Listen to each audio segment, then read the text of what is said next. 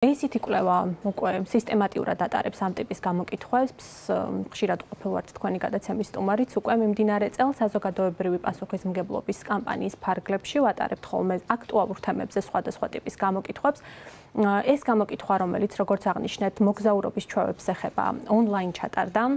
მიმდინარე წლის ივნис-ივლისის პერიოდში ჩვენი სამიზნე აუდიტორიაც შესაბამისად სოციალური ქსელის მომხმარებლები იყვნენ, რომლებიც აქტიურები არიან ონლაინ.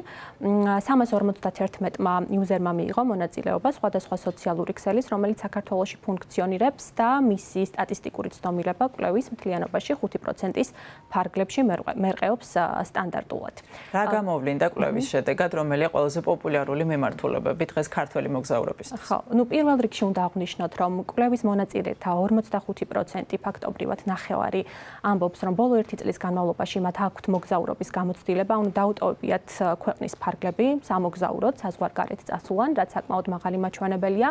რაც შეეხება პოპულარულ მიმართულებებს, როგორც იკვეთება ამ 45%-ის დაახლოებით მესამედი ნამყოფია ბოლო 1 წლის მანძილზე თურქეთში სამოგზაუროდ, შესაბამისად ტოპ პირველი ქვეყანა, სადაც მოგზაურობის, ასე ვთქვათ, ძირითად დანიშნულებად ირჩევენ ქართველი მოგზაურები არის თურქეთი. თუმცა თურქეთთან ერთად ასევე საკმაოდ პოპულარულია გერმანია და იტალია, ეს ორი ქვეყანა ევროპული, რომელიც ასევე ხვდება ტოპ არჩევანში, ასე ვთქვათ, დღესდღეობით ქართველი მოგზაურების. გარდა ამისა, ტოპ 10-ში შედის სხვა ევროპული სახელმწიფოებიც, მათ შორის ვთქვათ საბერძნეთი, ავსტრია, უნგრეთი, პოლონეთი, ჩეხეთი, დანია და ასე შემდეგ. მთლიანობაში ტენდენცია მიანიშნებს იმაზე, რომ ამ ეტაპზე ევროპული მიმართულება არის ყველაზე მიმზიდველი ქართველებისთვის, როდესაც ირჩევენ სამოგზაურო დანიშნულების ქვეყნებს.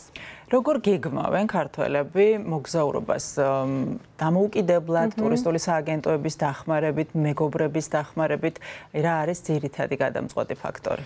ხო, როგორც იკვეთება, საინტერესო ტენდენცია, რომ ამ ეტაპზე ჩვენი კვლევაში მონაწილე რესპონდენტებისთვის ესეთი მთავარი წყარო, ასე ვთქვათ, ამ დაგეგმვის ამოგზაურობის არის პირადი გამოცდილება. ანუ ისინი დამოუკიდებლად არჩევენ ქვეყანას, სად იმოგზაურონ, დამოუკიდებლად იძენენ ბილეთებს, პირადად ჯავშნიან, ვთქვათ, სასტუმროს, სხვა შემადგენელ კომპონენტებს მოგზაურობის და შედარებით ნაკლებად გავრცელებულია მესამე აქტორების, აი ვთქვათ, ტურისტული სააგენტოების ჩართვა ამ პროცესში. აღსანიშნავია, რომ გენდერული ნიშნითაც განსხვავდება ამ კუთხით, ასე ვთქვათ, ქცევები. ტურისტული სააგენტოების მიმართ ინტერესი უფრო ქალებში მჟღავდება, ვთქვათ, ვიდრე კაცებში. უფრო დამოუკიდებლად უფრო მეტი კაცი გეგმავს, ასე ვთქვათ, მოგზაურობას, ვიდრე ქალი. რა არის მთავარი მიზანი მოგზაურობის დასვენება, არის ის უმთავრესი, თუ არის კიდევ პროცენტული გადანაწილება რომ გაგვაცნოთ? კი, დასვენება ტურისტული დანიშნულებით მოგზაურობა მაინც წამყვანია, შეიძლება ითქვას დღესდღეობით ქართველი მოგზაურობისთვის, როდესაც გეგმავენ ისინი მოგზაურობას, გეგმავენ სწორედ შვებულების გატარების მიზნით ამას. თუმცა მეტნაკლებად ასევე ვხვდებით ისეთ ქცევებს, ვთქვათ, მოგზაურობის ისეთ დანიშნულებას, როგორიც არის შოპინგი, ან თუნდაც სამუშაო ვიზიტის ფარგლებში მოგზაურობა. ჩვევები, ვისთან ერთად მოგზაურობენ ქართველები, ესეც იყო ერთ-ერთი საკითხი კვლევაში, რა გამოვლინდა? გამოვლინდა, რომ ძირითადი ქცევა და ტენდენცია არის მეგობრებთან და ოჯახის წევრებთან ერთად მოგზაურობა. მარტო ან სოლო მოგზაურობას შედარებით ნაკლები ქართველი მიმართავს ამ ეტაპზე. გავრცელებულია უფრო ჯგუფური, ესეთი კოლექტიური ფორმით მოგზაურობა, რაც ბუნებრივიც არის იქიდან გამომდინარე, რომ როგორც აღვნიშნე, ძირითადი დანიშნულება მოგზაურობის სწორედ დასვენება, გართობა, თავისუფალი დროის სასიამოვნოდ გატარება არის.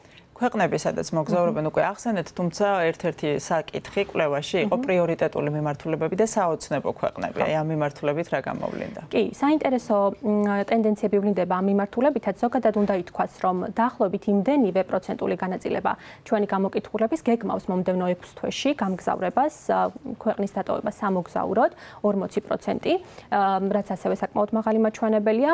რაც შეეხება იმ ქვეყნებს, სადაც ისინი გეგმავენ მოგზაურობას მომავალი 6 თვის განმავლობაში, პრინციპში ემთხვევა იმ ქვეყნებს, რომლებშიც უკვე იმოგზაურეს. ეს არის, როგორც აღვნიშნეთ, თურქეთი, გერმანია, იტალია, საფრანგეთი, ესპანეთი, საბერძნეთიც ასევე. თუმცა ეს არის გეგმები უშუალოდ, მაგრამ აი საოცნებო მიმართულებებზე როცა ვსაუბრობთ, აქაც რა თქმა უნდა ევროპული სახელმწიფოები, ევროპული ქვეყნები ლიდერობენ, მათ შორის საფრანგეთი, იტალია, ესპანეთი, გერმანია, თუმცა შემოდის ასევე იაპონიაც, სადაც ვთქვათ ესეთი უკვე აქტიურ ქცევაში ამ ეტაპზე ბევრი ქართველი ქართველისთვის არ არის იაპონიაში მოგზაურობა, თუმცა საბომავლოდ სასურველ დანიშნულების წერტილად ნამდვილად მიიჩნევა, რაც პრინციპში მეტყველებს იმაზე, რომ საკმაოდ მრავალფეროვანი არჩევანი აქვთ, ასე ვთქვათ, და ინტერესები ქართველ მოგზაურებს. ალბათ ერთ-ერთი საინტერესო საკითხია, რა განაპირობებს ქართველების ამ არჩევანს. აი რა არის ის მთავარი კრიტერიუმები, რასაც აქცევენ ქართველები ყურადღებას, როდესაც მოგზაურობას გეკმავენ?